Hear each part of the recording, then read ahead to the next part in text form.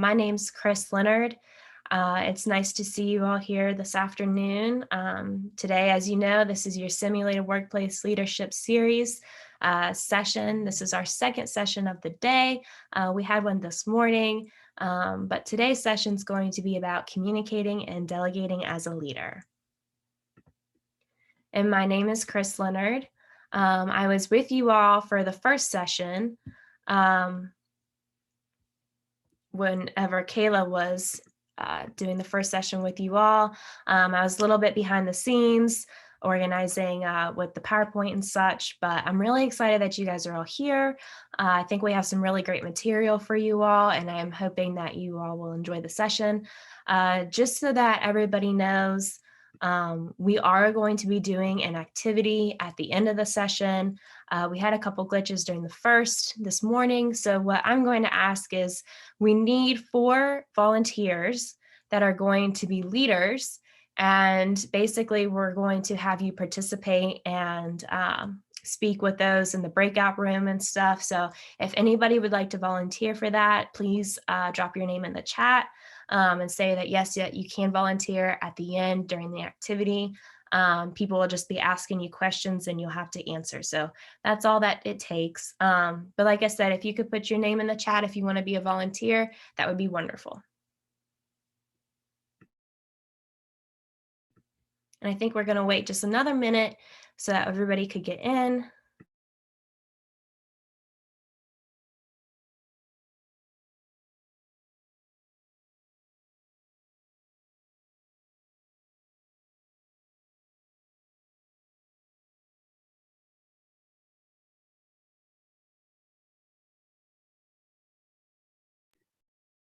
I'm not seeing any volunteers yet. Chris, are you? No, for some reason, everyone's being shy. This is low key. We're not going to ask you to talk in front of everybody. You're just going to be asked a few questions at the end. So it's really, really easy. Don't be nervous.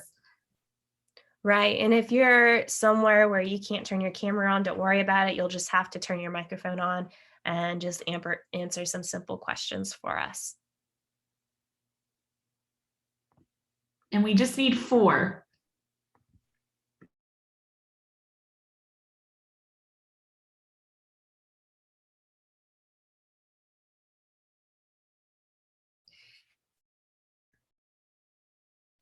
It would be hard for Mingo Central to do it where we're all in the same room, because then everybody would know what it is here. Yeah, I agree. So if there are 4 people that are at individual stations, so if you're on an individual device, we would love if, okay, we've got Andrew Putnam. Thank you, Andrea. And they can turn off the TV.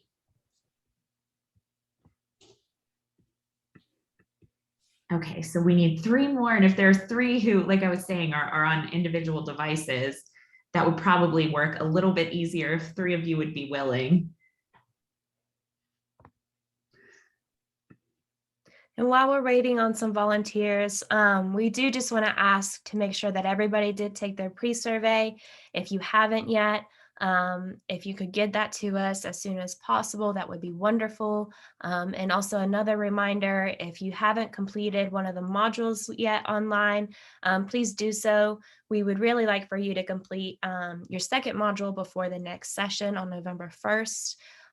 So just, go online, go onto our website. Kayla typed it into the chat for us there. In that link, you'll be able to see all the modules. You'll be able to see the pre-survey and have that completed for us. And that would be really, really helpful. So 2 modules done for the month of October and then 2 for the month of November. That way everything stays pretty streamlined, and also the pre-survey.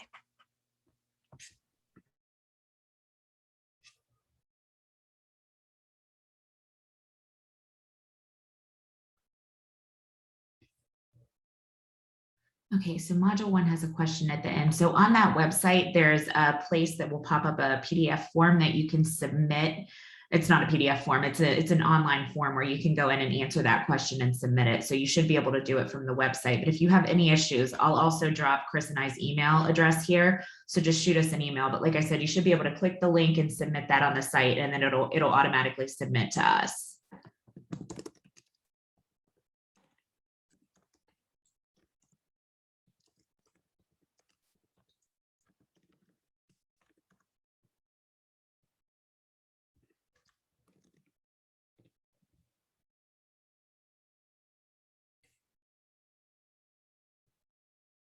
I guess, Chris, if you want to go ahead and get started, maybe what I'll do is just individually message a couple of people and see if they'd be willing to be leaders. So you could go ahead and get started if you want. Okay, that sounds like a plan.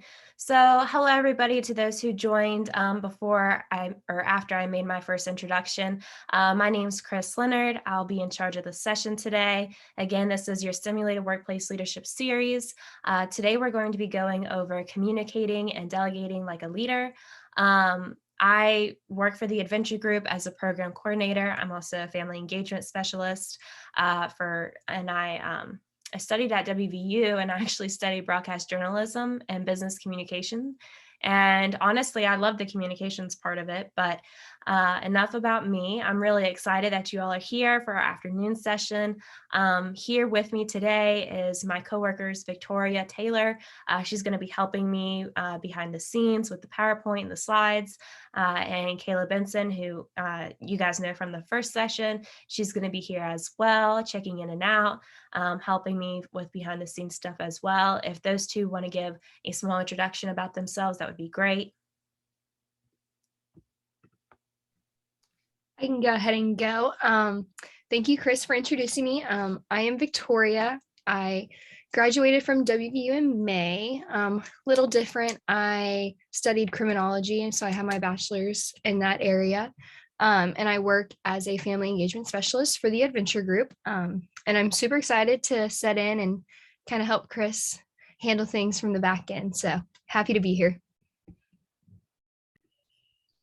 Hi, everyone. You recognize me from last time, I'm sure, but for those of you that might not have been in attendance, my name is Kayla Benson. I'm a program manager with the Adventure Group. I graduated from WVU with a multidisciplinary degree and a minor in leadership, and then got my master's in public administration. And we are excited to be here with you again today.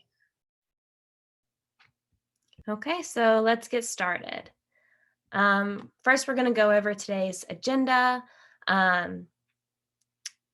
So like I said before, just make sure that you're able to complete those modules online in the pre-survey.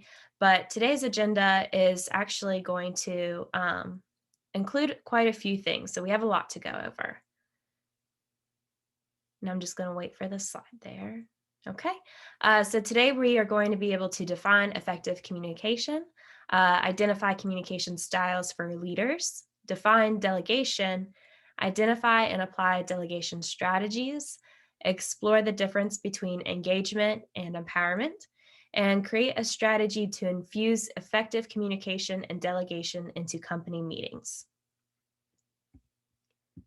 So our first topic for today is going to be communicating as a leader. So take a second and just think to yourself, what is effective communication and what different types of communication exist? And first, we're going to define communication, and that's on the next slide. So communication is a process by which information is exchanged between individuals through common systems of symbols, signs, or behavior. So on page 9 of your handbook, you're going to be able to see the sections in order to define listening versus hearing. And down there at the bottom, you see the question, what is the difference? So hearing is the process, function, or power of perceiving sounds. So if you guys want to write that down, the definition is the process, function, or power of perceiving sounds. And listening is to hear something with thoughtful attention. And again, that definition is to hear something with thoughtful attention. And concentration is required when listening to others. That is why it can be called active listening. And that's an important part of your communication skill set as a leader because it encourages openness, honesty, and success. It also encourages the listener to focus his or her full attention on the speaker. So active listening also helps to resolve conflict. It can prevent you from missing important information. It also enables you to identify or anticipate problems, and it also helps you to build more knowledge. And one more time, could you tell us the difference between listening and hearing? Yes, so hearing is the process, function, or power of perceiving sounds. And listening is to hear something with thoughtful attention.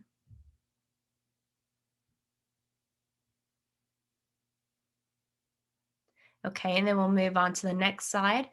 So there are 4 styles of communication. Now, in your handbook, you have the space to write out these definitions that you're seeing here on the screen. And those are going to be on page 9 of your handbook. So I'm going to go through them first. So passive is a lot of times avoiding expressing opinions and feelings, protecting rights, and identifying and meeting needs. So passive communicators, they tend to, fail to assert themselves. They allow others to deliberately or inadvertently infringe on their rights. They fail to express their feelings, needs, or opinions.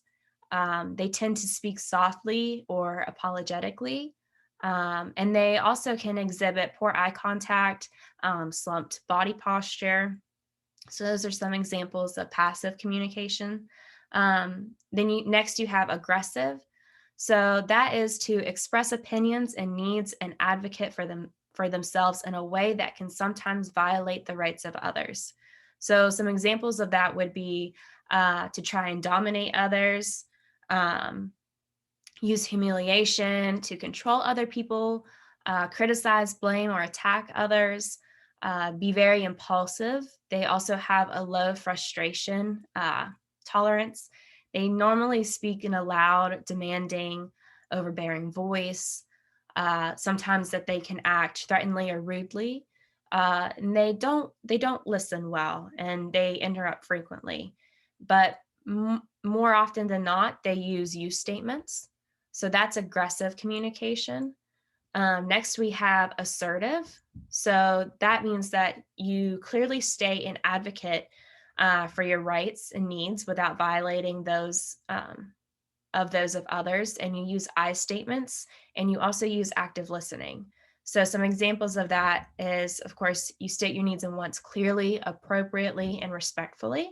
You use I statements to communicate respect for others, and you listen well without interrupting. You feel that you're in control of yourself. You have good eye contact. You speak calm, clear tone of voice. You feel connected to others, and you feel competent and in control, not to allow others to abuse or manipulate you. And you stand up for your rights. And lastly, we have passive aggressive. So that type of communication may appear passive, but it actually is a form of acting out in subtle or indirect ways, such as sarcasm, subtle sabotage, or struggling to acknowledge your anger. So some examples of that would be some people, they mutter to themselves rather than to confront the person or the issue that's bothering them. They have difficulty acknowledging their anger. They use facial expressions that don't match with how they feel. So that means that they might be upset about a certain issue or problem, but they still smile and they act like it doesn't bother them. They can also use sarcasm. They deny that there is a problem or an issue. They appear cooperative while actually they're purposely doing things to annoy or disrupt somebody or something. And they also use subtle sabotage to get even with others. So I'm going to give you guys a second and just let me know when you all are ready to move forward. Like I said, you guys can write down these definitions that are on the slide on page 9 in your handbook. So that way you have it for future reference. So I'm just going to give you just a minute.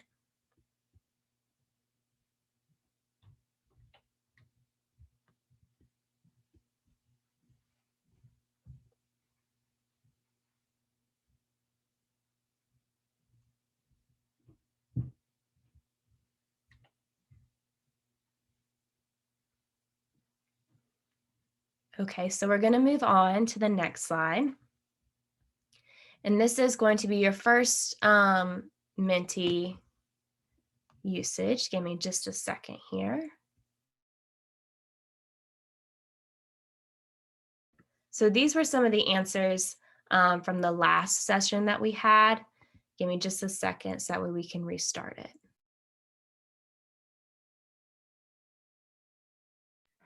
Chris, do you need me to do anything on my end? I thought I did restart it, but oops, sorry.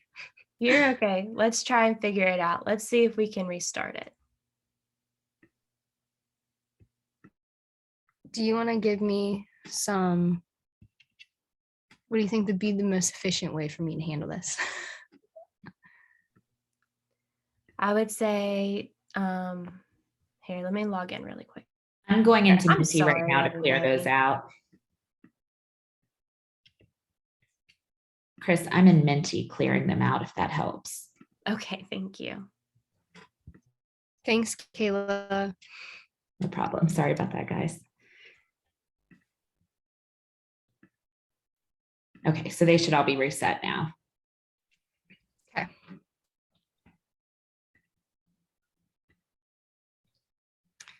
I'm still seeing 2 on there.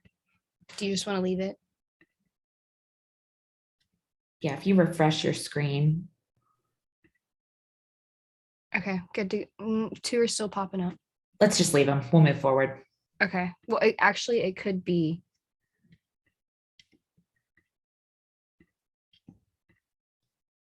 There we go. Alrighty. Sorry, guys.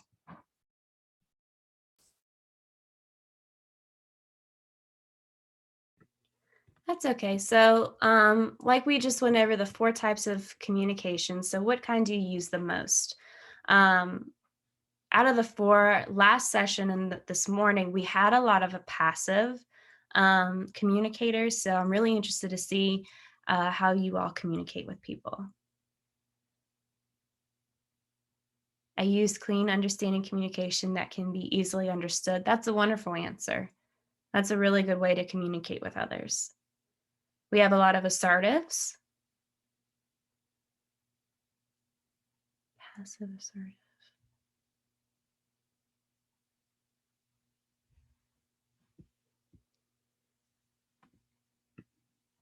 Nice. Thank you guys for answering.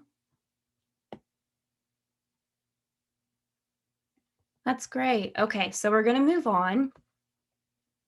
And we have a few more little activities like that for you guys. So next is our nonverbal communication. So that's going to include the 3 examples that are there on your screen. So it's actually going to be kinesics, haptics, and proxemics.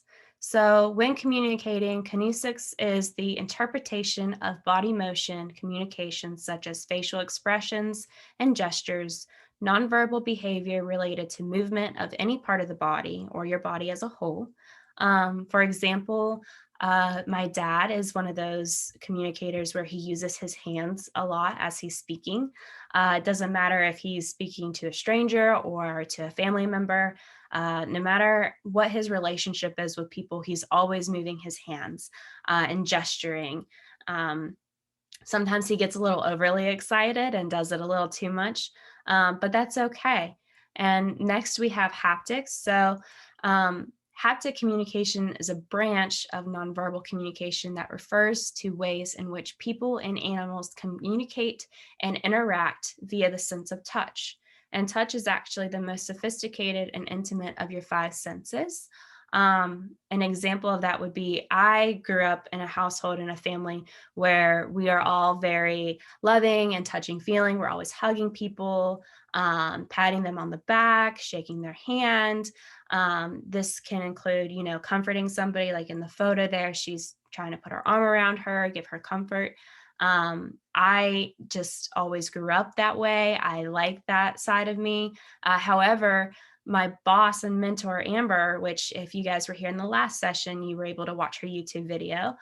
She does not like to be touched. and she does not like to be hugged or anything like that. So my relationship with her is kind of comical sometimes, whereas I want to hug her when I greet her and hug her whenever we leave. And sometimes she laughs and she gets a little uncomfortable. So it's really important that whenever you're using haptic nonverbal communication, that you understand who it is that you're communicating with. You don't want to make anybody feel uncomfortable. Luckily for me, Amber, she is very much so well adjusted to how I greet people.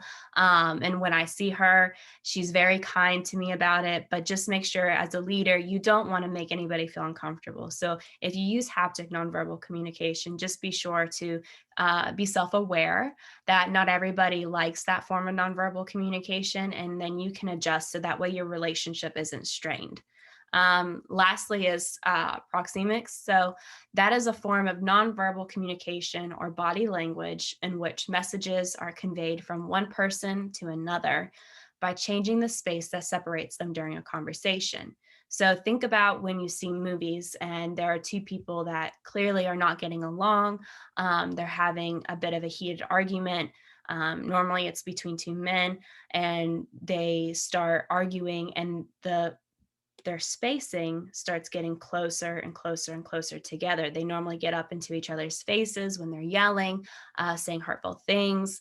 And sometimes it can actually be the opposite. Have you ever saw somebody on the street or at a sporting event or a concert or even in school where the last time you had an experience with them, maybe it wasn't so great and you don't really want to stick around and have a conversation with them, and you slowly start distancing yourself after you say hi or hello. You tell them, well, I have to go now. I have a meeting to attend, or I have class, or I'm supposed to meet somebody. And you start distancing yourself from them. So that's that form of nonverbal communication. So it can go both ways. And it's just important to know that as a leader and how you're communicating with others. How do you want the space and environment around you when you're having nonverbal communication to go? And just be aware of those things. Sometimes people might be uncomfortable or they may not want to continue the conversation, and just be aware of those things. So I'm going to ask you guys a couple questions. So what types of nonverbal communication are you most reliant on? A lot of people don't take time to reflect this, but as a leader, it's really important. So of these three, what type of communication do you rely on most? And then what type of nonverbal communication do you need to incorporate more in your communication as a leader? And you can jot this down in your handbook if you'd like. And lastly, what types of nonverbal communication do you need to adjust to? So think about those for a second. What types of nonverbal communication are you most reliant on? What type of nonverbal communication do you need to incorporate more into your communication skill set as a leader? And what types do you need to adjust to? Okay, we're going to move on. Next up, we have digital communication. And I think everybody sort of knows what digital communication is nowadays. Some examples include email, phone calls, texting people, video conferences, websites, social media.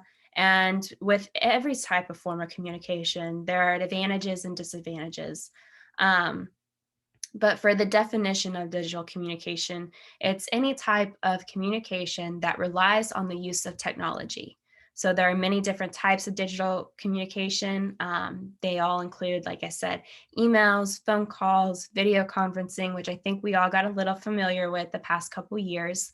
And they are all forms of what they call digital communication channels. So even blogs and podcasts and videos are also a form of digital communication. And some of the advantages, yes, it's fast, it's efficient, it's convenient. An employee can have a conversation in real time with a colleague or a client, even from the opposite side of the world, without having to leave their desk. And that's a huge advantage for a lot of businesses and companies. Company leaders, they can use digital channels to communicate with their entire global workforce all at once. And they use corresponding channels to effectively collect feedback from those employees with easy and accessible ways to communicate. This leads to employees spending time on working on their task. And so that way they don't have to run up and downstairs to relay a message to somebody. They can just shoot them a message or an email. And that type of communication is really, really helpful for running a business. But like I said, there can be some disadvantages. So as the business world does tend to embrace digital communication, there are a few disadvantages that have emerged from its use. For one, having constant access to communication tools can make it really hard for employees to disconnect at the end of the workday.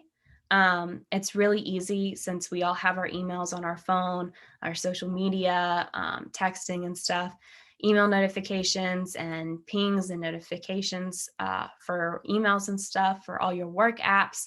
They can follow you home. And it's really easy to get that line of personal time versus work time for that line to be blurred.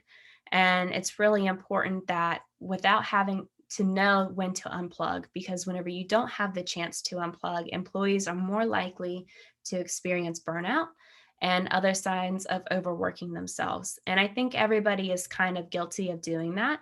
I know how simple it can be whenever I'm working and I know I'm running to the grocery store, but I get an email from a school or from a coworker of mine, and I can easily respond from the grocery store or the football game or wherever I'm at.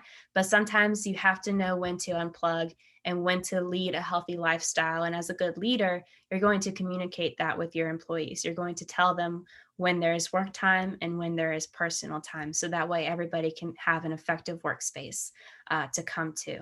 So just think about that whenever you are learning throughout this session, the advantages and disadvantages of digital communication and how that can help you become a great leader in communication. Our next slide is going to be for our next mentee activity. So what kind of digital communication do you use most? So like I said, email, social media, texting, phone calls, video conferences. Go ahead and take time to vote for that. I'll wait a couple minutes. We have a lot of texting and social media. Last time we actually had a lot of phone calls too.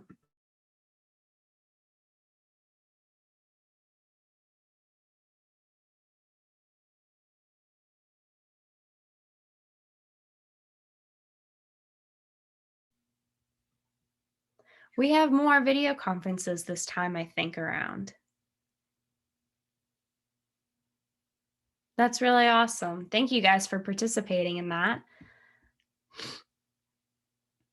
So the majority is texting, and then we have social media. So that's kind of to be expected. That's okay. All right, we're going to move on to topic number 2. And before we do that, just if anybody has any questions right now, you can put them in the chat box or you can unmute and I'd be happy to answer. And if you don't have any questions, I'm just really hoping that you guys are enjoying the session so far. I'm sorry about the previous glitch with the Mentimeter, but I'm hoping that we got everything on track and we'll be good to go. So I'll take just a second to see if anybody has any questions for me.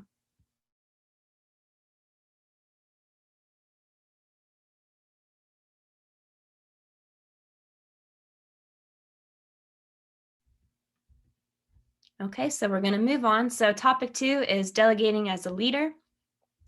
The definition of delegation is the act of empowering to act for another, a group of persons chosen to represent others. So in the workplace, there are commonly 2 types of delegation. There's general and specific. This means that the delegation process is based on the job that is assigned. So you can make a little note of that if you want. There's 2 types of delegation normally. It's general and specific. With the delegation process, there will usually come common barriers, is what we call them. So there's a fear of failure, thinking I can do it better or I can do it faster myself, so that way I don't have to worry putting this task onto somebody else. Fear of losing control. Sometimes if you're in charge of a project, you don't want to basically lose your rights to the project. So you're nervous about giving tasks to other people because you don't want to be outshined. the last common barrier is fear of losing leadership. So that kind of goes hand in hand with losing control. You want to be a good leader, but to be a good leader, you have to learn how to delegate. So on the next slide, we are going to go through delegation skills. And there are three main ones: trust, knowledge, and confidence.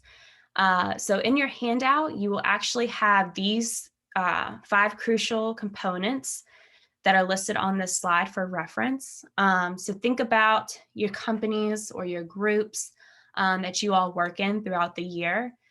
Think about, is there a leader? How do they delegate tasking to you? If you are the leader, I want you just to take a moment and reflect on how you may delegate tasks already.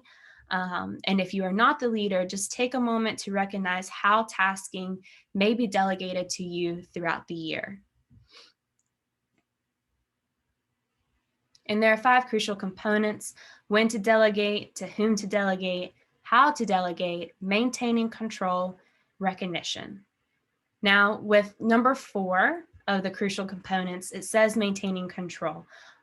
This does not mean micromanaging, and we're going to dive a little bit into that. So micromanaging is to manage, especially in an excessive control or attention to details. So a micromanager, rather than telling an employee what task needs to be accomplished and by when, they will watch the employee's actions extremely closely. Normally, they will provide frequent criticism or of the employee's work and the process that is involvement in it. So this does not follow the process of delegation. Maintaining control without micromanaging is the key to having really good delegation skills. So maintaining control, it can be described as, choosing the right person for a task, preparing clear and precise task instructions. In addition, be supportive if that person who is completing the task, if they need help. So that's the difference between maintaining control of a task while delegating versus micromanaging. And we don't want to be micromanagers if we want to be good leaders. That normally leads to conflict and stress in an environment. So you really want to just focus on maintaining control, which is being clear, concise, and supportive. In our next slide, we have the delegation steps. So you explain the importance of a task, you describe how to complete the task, you set expectations for success, and you check for understanding. So take a minute and read that question at the bottom. What tasks can you currently delegate, and to who? Sometimes this can even be, asking your younger siblings for help with something, whether it's a chore or to make dinner or anything like that. You're giving them a task, but you're telling them how to do it and being supportive and knowing that success can be the outcome. And you can write all your ideas and notes at the bottom of page 11 in your handbook for this. All right, and then for our next slide, we have engagement versus empowerment, which is our third topic for today in the session. And if you don't know, take a moment to try and figure out for yourself, what is the difference between engagement and empowerment? Why is empowerment vital to leadership? Just take a moment just to think about it. See if you can come up with your own version of engagement and empowerment before we go through the definitions.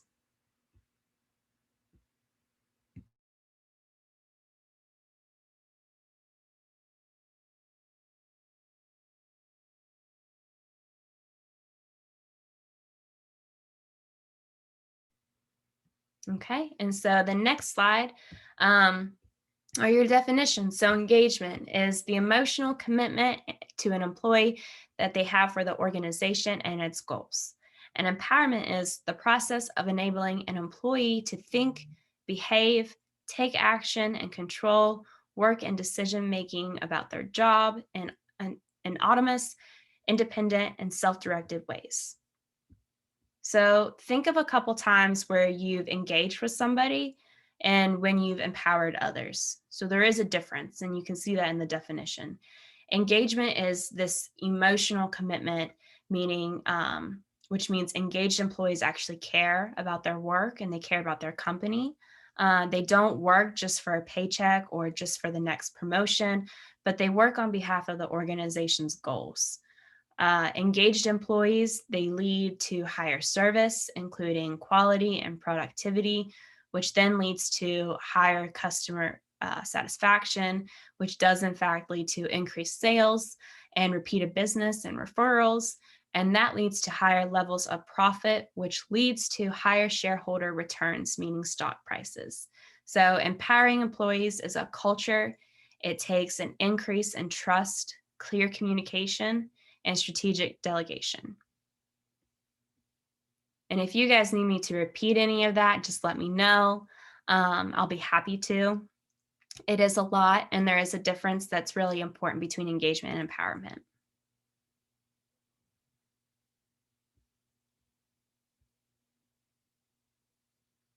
Okay, so up next, we have skills to empower others. We have 8 skills that we're going to go over today, which are display trust, communicate a clear vision, get to know your team on a personal level, demonstrate transparency, delegate more than just work, embrace flexibility, encourage creative thinking and approaches, and show appreciation. So, and these actually, all of these skills are listed on page 12 of your handout, and we'll be using them in the next Mentimeter activity. So you can refer to page 12 for the next slide. So what skills matter most to you? And really think about it. So out of those 8, what matters most to you, either as a leader or one of those members of a company that's being led? I'll go ahead and give you guys a couple minutes to answer this.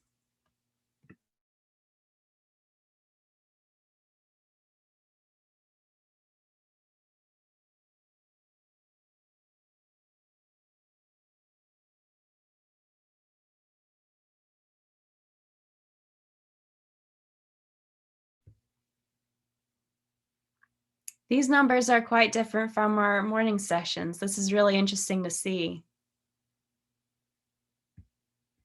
So we have a lot of get to know your team on a personal level,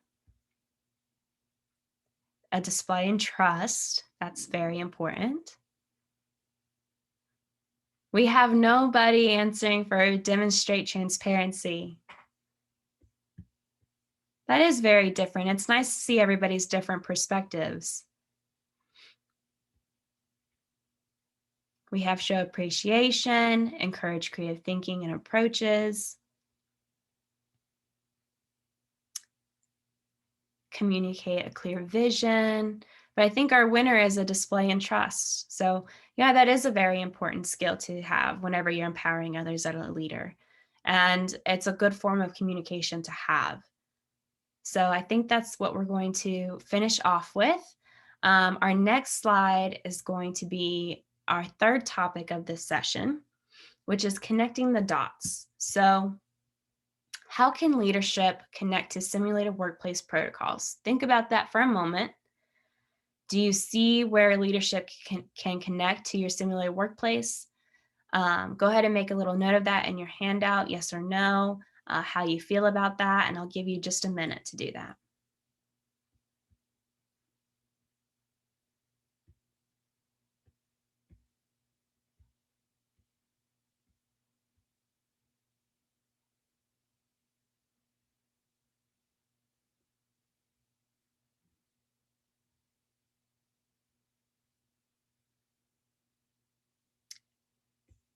Okay, so I think we're going to move on to the next slide. So this is our slide for the session target protocol. So with the project-based learning and student engagement, simulated workplaces should deliver learning experiences that are student-led and encourage their unique ideas throughout the process. And with company meetings, simulated workplaces should host company meetings that are student-led and address upcoming priorities. So think about this. Are these currently in place at your simulated workplace? Go ahead and write that down. And it can be your honest opinion. This is just for you and your handout.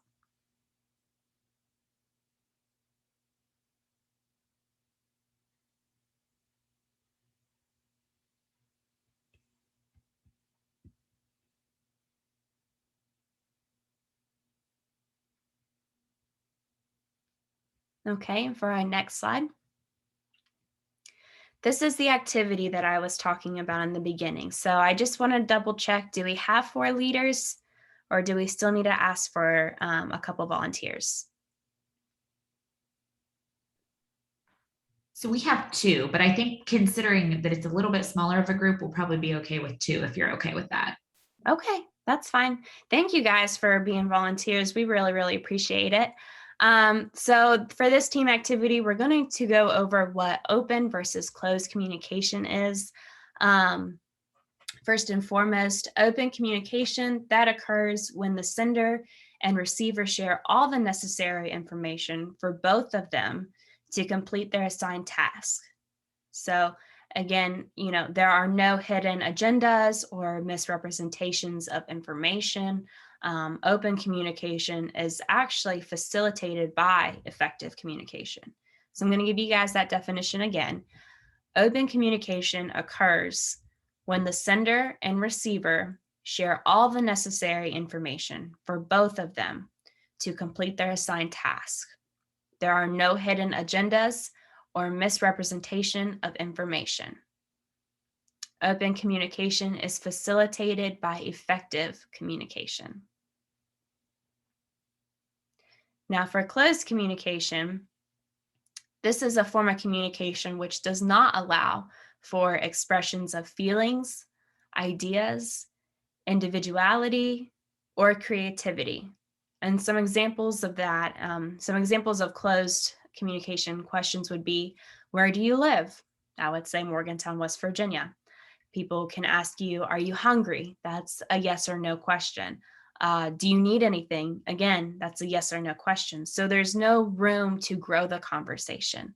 And if you guys need that definition again, I know that on page 13 in your handbook for some guidance, you can write this down. Open communication occurs when the sender and receiver share all the necessary information for both of them to complete their assigned tasks. There are no hidden agendas or misrepresentation of information. Open communication is facilitated by effective communication. Now, for closed communication, that is a form of communication which doesn't allow for expressions of feelings, ideas, individuality, or creativity. So some examples of that would be the yes or no questions. Are you hungry? Do you need anything? Where do you live? So now, and if anybody needs that repeated, just let me know and I'll be happy to do that again as you guys are writing this down in your handbook. Yes, would you repeat that for us, please? Yes, I will. So again, for open communication, that occurs when the sender and receiver share all the necessary information for both of them to complete their assigned task. There are no hidden agendas or misrepresentation of information. Open communication is facilitated by effective communication. And for closed communication, that is a form of communication which doesn't allow for expressions of feelings, ideas, individuality, or creativity. So those are the yes and no questions. And I hope that helps. So now that you know what closed and open communication looks like, we're going to break out into our activity. We are going to put everybody into some breakout rooms for the moment, and we will pull in our leaders and have them stay on the main screen with us just for a moment while we tell them their delegation task. So once we tell them their delegation task, we will then assign them to their breakout room. That is the chance for everybody in that room to ask the leader closed-ended questions. So it's those yes or no questions like we talked about to try and figure out what the task is that needs to be completed. Now, the leader cannot just tell you the answer because you are not having an open form of communication during this conversation. And then we're going to bring everybody back into the main room. We're going to discuss and see who was able to answer and guess what the task was just by asking closed-ended questions. And we'll get to talk about how difficult it can be to figure out what your task is, or even how difficult it can be to delegate a task whenever there's only closed-ended communication involved. So we're going to do that now. So if Victoria or Kayla, if you guys can put people into their breakout rooms, and we'll speak to the leaders here in just a second. Alrighty, I just did it. Thank you. So everybody should be getting an invite for their breakout rooms.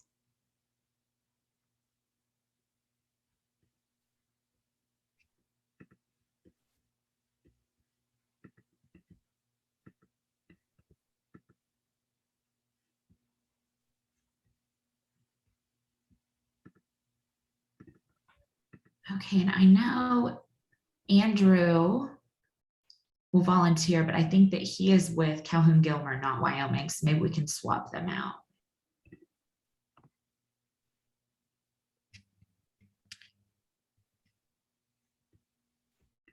I was gonna say I have Wyoming in breakout room 2. Okay, they're not there yet. Did Calhoun Gilmer leave? Because I had them still in the room. Yeah, I with don't us. see them on here. Yeah, and they're not in room 1 or 2. Okay, well, maybe. I wonder what happened. They were just on there. Yeah, they were just. Technology. Yeah. Maybe one of us could go in. Victoria, do you want to be the leader? Yeah, but how do I get there? I don't know how to put myself in a breakout room. Does that sound silly? No, just go into your breakout rooms, and when you go over to the side, you can say join. Oh, okay, I found it. Yeah. Yeah, I can do that. So we'll send Hannah to one, and you can go to one if you don't care. Okay. Hannah, thank you for volunteering to do this. We appreciate it. Okay, so Hannah, the task that you're going to, Victoria, the task that they're going to be trying to figure out is you're going to tell, the task is faxing paperwork. So think about a normal business working environment. So basically you want to delegate the task of for somebody to fax some paperwork for you. So we're going to put you in that breakout room. And like I said, they're going to ask you those yes or no questions to see if they can figure it out. But again, don't allow them to ask you open-ended questions, okay? Okay, CGC just entered back in. Okay, if someone can put Hannah in her breakout room, that'll be good. Okay, so then Chris, do you want to just do a really quick rundown for Calhoun Gilmer? Because they're back in the room now. So if you just want to tell their leader, and then we could put them in a breakout room too.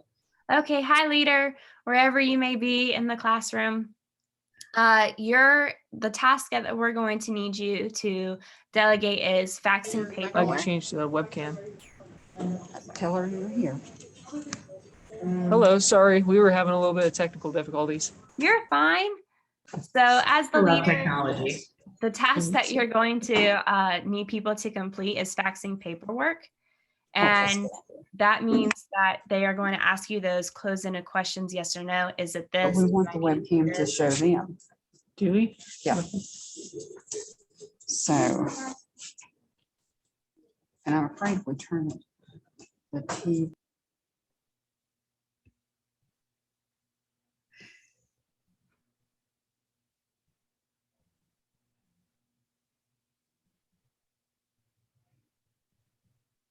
Sorry, did I just miss something? We were still figuring out the technology. You're fine. So as the leader, your task that you're trying to delegate is faxing paperwork. So whenever we put you into the breakout room, people are going to be asking you those closed-ended questions. Is the task this? Does it have to do with something with here, whatever it may be?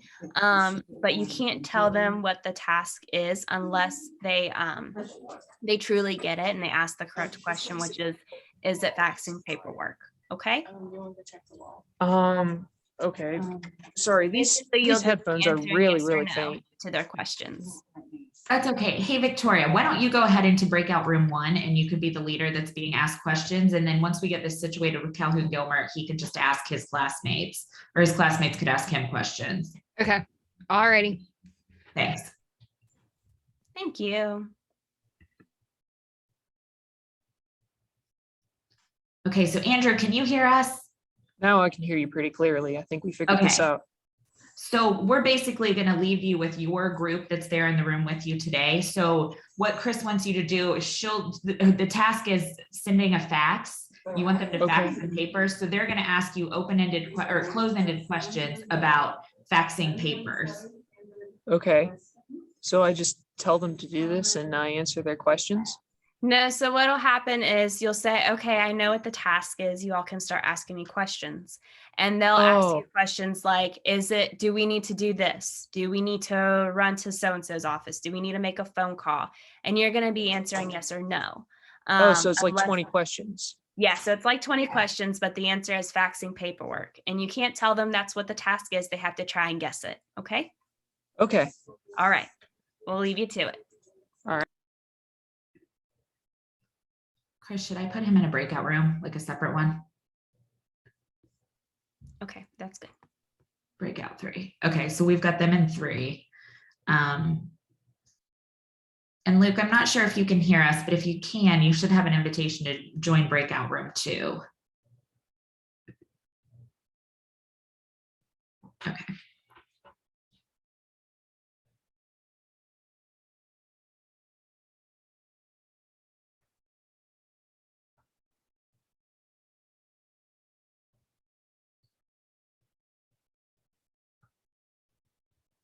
I just thought that might be easier to have Victoria go.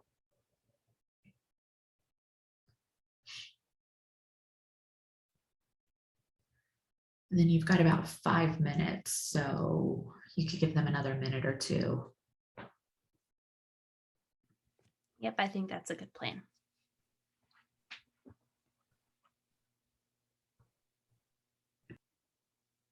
I wonder how Victoria's doing. She said they're sending their questions in the chat. I'm not seeing them in the chat.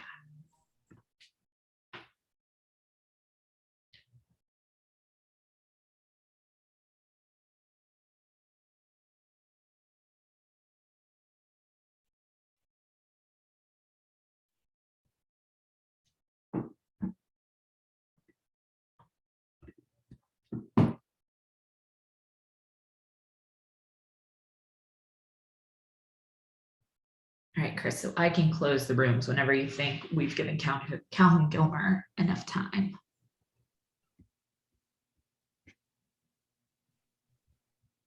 I think now's okay since it's 1:41 and that gives me 2 minutes to tell them what the task was and how easy it was to have that form of communication, which is open. And then we can go over the next session and then we can do the pre-survey and the module thing again and ask for attendance. And just remind them, there was a question in the chat about how to submit, and I think I talked through it a little, but just remind them that there's a button that takes them to a Google form to submit that online module. And then their rooms are closed, so they should be coming back.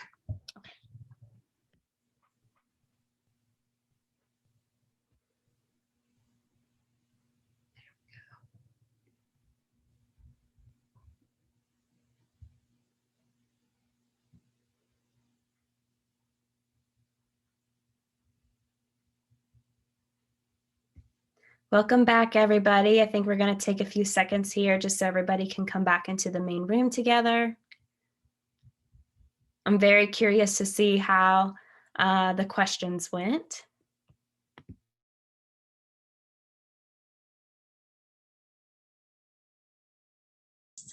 All right, we're unmuted. Okay, so we can go ahead and start with Calhoun Gilmer. Was anybody able to guess what the task was? Well, not exactly. I didn't know he was supposed to guess. I just told you it's like 20 questions. We did do a lot of yes or no questions. That's wonderful. Okay, was anybody else in the session, were they able to guess what the task was that was being delegated? No. In breakout room 1, Wetzel got it. Wetzel got it. Awesome. They had a lot of good questions. They did throw me for a loop because I wanted to say yes, but I wanted to say no on one. They asked, does it have to do with a printer? I thought, well, Oh. fax machine, printer sometimes go together, but they got it. That's wonderful. Thank you guys so much for participating. So basically the lesson of the activity is it's really hard to delegate a task or be delegated a task if you don't have open communication. So like we talked about, you have to go through the right steps. You have to trust the person. You have to set out clear, concise details of how you want the task to be done. You set up a plan to be successful. And that all comes from open and effective communication as a leader. So thank you guys for participating in this activity. Thank you so much for our volunteers. It was wonderful that some of you all were able to guess the correct answer. We didn't get that in the first session, so I'm really happy that you all were able to ask the right questions and get that communication skill down pat. So next, on our next slide, we are going to go over our next session, which is actually going to be on November 1st. But I wanted to thank you all again so much for the session today. Please remember that if you haven't completed the student survey, that you do so as soon as possible. We would also like for you guys to complete the first and second module online. I know there was a question earlier about how to submit a certain form, and I think Kayla was able to answer that in the chat for you all. If you guys do have any more questions about submissions or the modules or anything online, our emails are there in the chat for you to use. Do not be afraid or hesitant to ask us anything. And we also would really like for the teachers today or the mentors to take down attendance for us, so that way we have that record for everybody. And thank you so much again for a wonderful session. I think we're ending right on time at 1:45. And again, if you guys have any questions or comments about the session today, feel free to unmute yourself, and we'll be happy to